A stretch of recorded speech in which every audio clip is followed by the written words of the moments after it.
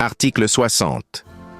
Au début de son mandat, le président de la République dépose à la Cour constitutionnelle, dans un délai n'excédant pas 10 jours, à compter de son investiture, la déclaration écrite sur l'honneur de ses biens. À la fin de son mandat, il dépose à la Cour constitutionnelle, dans un délai n'excédant pas 10 jours, la déclaration écrite sur l'honneur de ses biens. Article 61. Les écarts entre la déclaration initiale et celle de la fin de mandat ou de fonction doivent être dûment justifiés devant la Cour des comptes. Article 62. Le président de la République est le chef de l'État.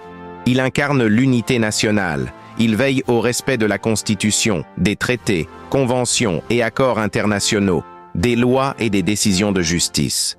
Il est garant de l'indépendance nationale, de l'intégrité du territoire, de la continuité de l'État et du fonctionnement régulier des institutions et des pouvoirs publics.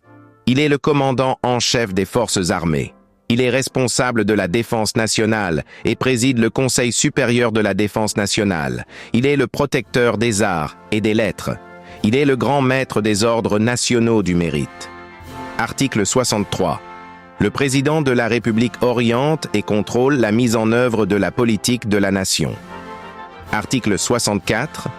Le président de la République dispose du pouvoir réglementaire. Il signe les ordonnances et les décrets.